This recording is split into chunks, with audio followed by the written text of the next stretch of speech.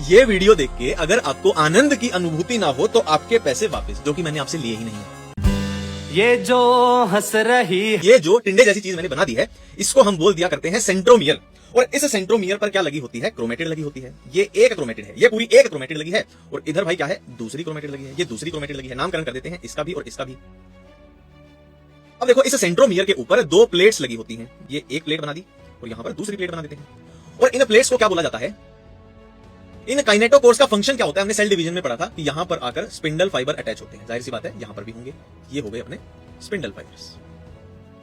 अब देखो भाई, ये जो भी बन गया है टेढ़ा है पर मेरा है। पर मजे की बात यह है कि ये आपका एक क्रोमोसोम बनके तैयार हो गया है। इसको हमने एक क्रोमोसोम बोला है।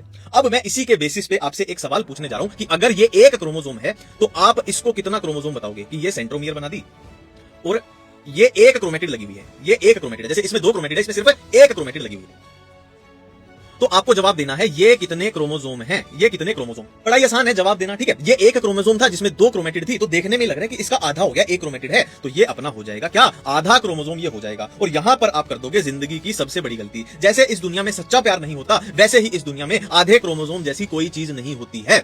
आपको क्रोमोसोम का नंबर देखते हुए सिर्फ सेंट्रोमियर को देखना है। जितने सेंट्रोमियर है उतने ही क्रोमोसोम है। यहां पर एक सेंट्रोमियर दिखाई दे रहा है तो ये एक क्रोमोसोम है। यहां पर एक सेंट्रोमियर दिखाई दे रहा है तो ये भी एक क्रोमोसोम है। बट फर्क क्या है? ये एक क्रोमेटिड वाला एक क्रोमोसोम है, ये दो क्रोमेटिड वाला। तो सिंपली है क्या? इसमें अगर डीएनए रेप्लिकेशन कर दें, डीएनए रेप्लिकेशन मतलब ये जो डीएनए की अमाउंट थी इसको सिंपली डबल कर दिया जाए तो ये बन जाएगा। ये डीएनए रेप्लिकेशन में है। तो यहां पर दो सवाल आपसे पूछे जाएंगे, एक नंबर ऑफ क्रोमोसोम, एक नंबर ऑफ क्रोमोसोम, उसका जवाब देंगे। एक अमाउंट ऑफ डीएनए, एक अमाउंट ऑफ डीएनए। सेम चीज हम इसके लिए भी कर लेते हैं, नंबर ऑफ क्रोमोसोम और एक अमाउंट ऑफ डीएनए।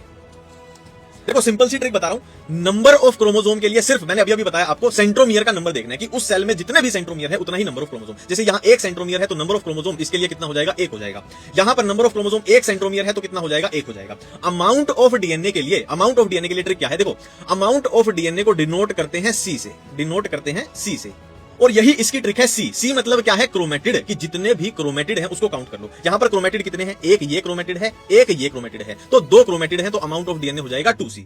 इसमें कितने क्रोमेटिड है? सिर्फ एक क्रोमेटिड है तो amount of DNA C for chromatid 1C हो जाएगा। तो ये आपसे सवाल पूछ लिया कि बताओ नंबर ऑफ क्रोमोसोम बताओ और अमाउंट ऑफ डीएनए बताओ। हमने देख लिया नंबर ऑफ क्रोमोसोम मतलब सेंट्रोमियर गिन लो। देखो इसमें कितने सेंट्रोमियर है? ये देखो एक सेंट्रोमियर है। इसमें कितने सेंट्रोमियर? एक सेंट्रोमियर, तो इसमें नंबर ऑफ क्रोमोसोम एक, इसमें एक। इसमें कितने सेंट्रोमियर? एक और दो, ये दो हो जाएगा। इसमें कितने? एक और दो, ये दो हो जाएगा। अमाउंट ऑफ डीएनए सी मैंने ट्रिक बताई थी। सी मतलब हमने क्रोमेटिड का नंबर देखना है। इसमें क्रोमेटिड कितनी? एक, तो एक हो जाएगा। इसमें एक दो तो दो हो जाएगा। इसमें एक दो तो दो हो जाएगा। इसमें एक दो तीन चार, तो ये 4C लगा देना इसके सामने।